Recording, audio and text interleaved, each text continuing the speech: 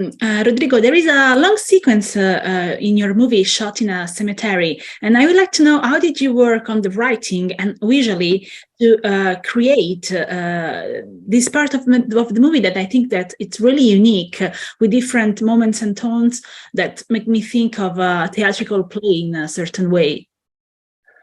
Yeah, I mean, obviously one of the main challenges, the father's last wish was for the men to dig the grave. So I knew that the digging of the grave would take 3 or 4 hours, and I didn't want to skip over it. I thought it was an interesting setting for the sequence of discoveries and human folly that happens.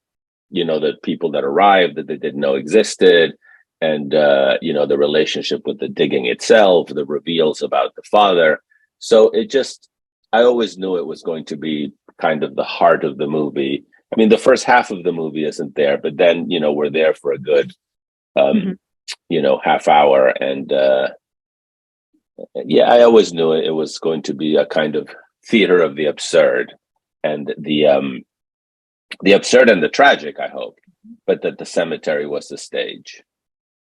The boys and the men are not the same. The sentence is referring to Raymond and Ray, but I think that also suits very well their father, because during their journey, they found out a man really different from the one who raised them.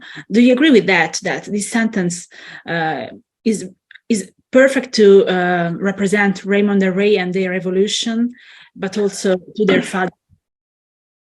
I mean, there's an argument to be made, and certainly it's made in psychiatry that, who you are is very set by the age of 7 or 8. But, people you meet after that can still influence you. I always thought that the father meant two things, that the men and the boys are not the same thing, but also you can't get along with the men like you used to get along with the boys. It's not just that they have changed, but that relationship that you had with the boys no longer exists when they are men. You have to build a new relationship. So I think that was important. But I also thought it was ironic that the men and the boys are not the same thing, but the men are still caught in the prison of what happened to them in childhood. They have grown and they haven't grown. Your movie stars two of my favorite actors, Ethan Hawke and Ewan McGregor, and I would like to know, in your opinion, what do you think they had to your movie, because they are actors but also directors, and if there was room for improvisation on set, because there is also a lot of course, drama, surreal, but also a lot of humor in this movie. Well. First of all, they add what actors that I, add, which is they are terrific actors. They're very charismatic.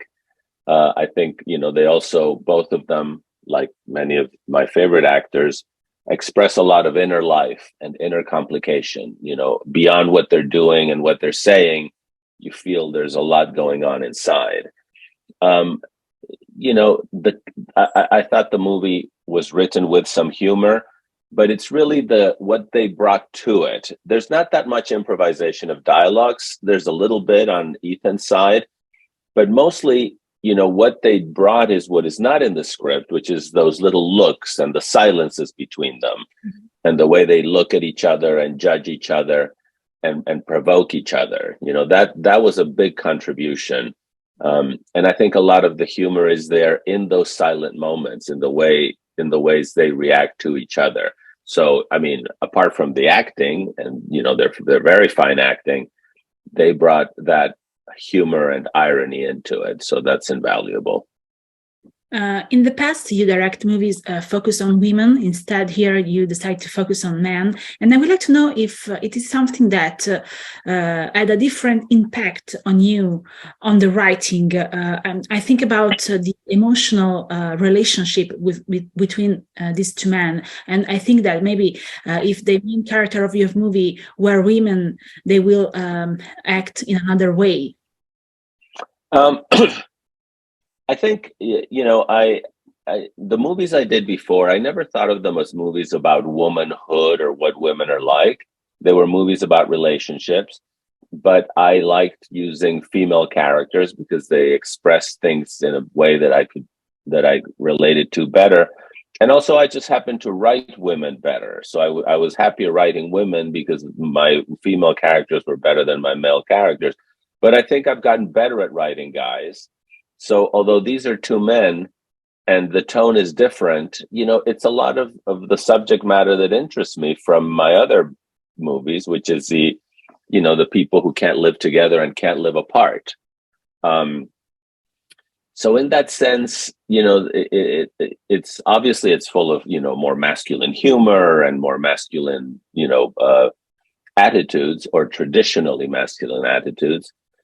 But I've enjoyed it. It's kind of the same. I mean, the only thing I would add is, I think men can be less mature sometimes, and I think that can bring a lot of humor into situations. I think even when, female characters are not so mature, they still have a level of complexity that I don't know, I'm generalizing very much, but for me, it's the same. I mean, it's men, it's women, but it's really about complicated relationships. And what about Jeff Beal's jazz soundtrack? Because I think that it's beautiful. I would like to know, how did you work with him? What did you ask him? I thought of him immediately because I knew we had to compose the piece that is played in the cemetery. And he is a great jazz trumpet player. People know him now primarily as a film composer, but he is a great jazz trumpet player. So I thought of him to compose that. And then originally I said to him, maybe we should not do a jazzy score, because leave the jazz to Ray.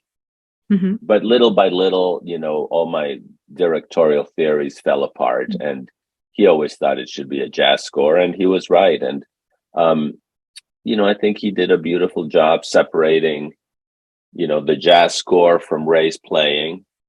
And I'm very happy that a lot of people have mentioned the score. I have to say, there's not that much of it, but I think, he really nailed the tone of certain things when it needed to be. So, I mean, I'm happy people are singling it out. And how did you involve Alfonso Cuarón on this project? Well, I mean, we're friends. We've been known each other for decades now, and I've worked with him when I was a camera operator. And at just one point, he said to me, "What are you working on?" And I said, "I have this movie that, I have Julie Lynn and Bonnie Curtis, the producers that I've worked with before. And I have Ethan and Ewan," and he said, "Let me read the script." I'm always happy, of course, to get feedback from friends, especially, someone like him. And he said, "I love this script. If you need any help, I can be a producer on it. I have a relationship with Apple." So he was instrumental, of course, in getting it made.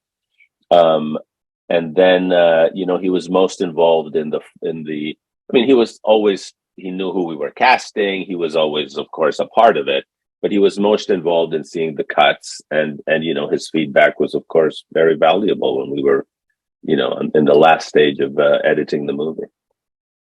Thank you so much for your time. Thank you very much. Thank you.